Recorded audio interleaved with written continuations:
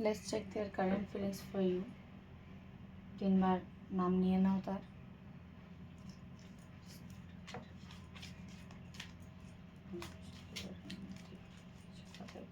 current feelings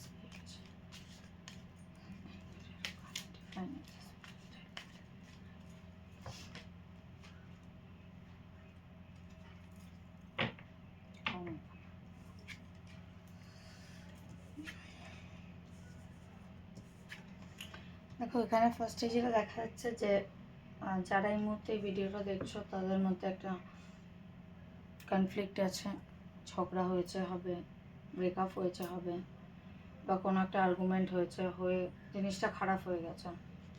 মানে এটা দুজনেরই পেন, এমন নয় যে তুমি কষ্ট পাচ্ছ সে পাচ্ছে না, বা সে পাচ্ছে তুমি পাচ্ছ না। দুজনে একটা 10 অফ শোর্টসের কার্ড, এটা মানে খুব পেনফুল একটা কার্ড, যেটা দেখা যাচ্ছে যে তোমাদের রিসেন্টলি বা নিয়ার ফিউচার রিসেন্ট ফিউচারে এরকম কিছু ঘটেছে যেটা খুব পেইনফুল সিচুয়েশান দিয়ে গেছো। এটা ছিল এখন সেই জায়গাতে টেম্পারেন্স কার্ড বোঝাচ্ছে যে সেই মানুষটা ব্যালেন্স করতে চাইছে তোমার সাথে, যেই কারণেই ব্রেকআপ হয়ে থাকুক বা সম্পর্ক নষ্ট হয়ে গিয়ে থাকুক, সেখান থেকে সেই মানুষটা কিন্তু এখন হিলিংয়ে কাজ করছে, নিজের হিলিংয়ের ওপর, নিজের মেন্টাল হিলিংয়ের ওপর। ইভেন সে চাইছে সম্পর্কটাকে আবার তৈরি করতে, যার জন্য একটা ব্যালেন্স আনার চেষ্টা করছে তোমার সঙ্গে, তার নিজের সঙ্গে। যদি ফ্যামিলিগত রিজন থাকে তাহলে ফ্যামিলিগতভাবে করে সে একটা নতুন শুরু করতে চাইছে।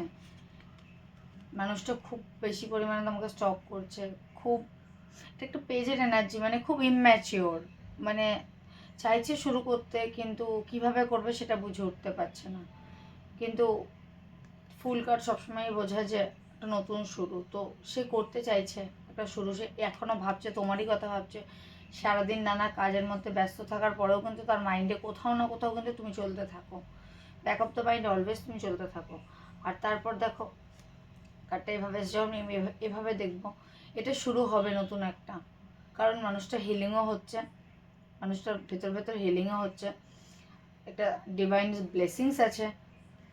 তো একটা নতুন শুরু সে করতে চাইছে, আর তোমাকে ভীষণভাবে, মানে সমস্ত যদি বলি আমরা যে সারাদিন কাজের মাঝখানে ব্যস্ত, তখনও কিন্তু কোথাও না কোথাও তুমি তার মাইন্ডে ঘুরছো। তো এটা একটা খুব পজিটিভ কার্ড, নতুনভাবে আবার তোমাদের শুরু হবে। তো ক্লেম করো এনার্জিকে।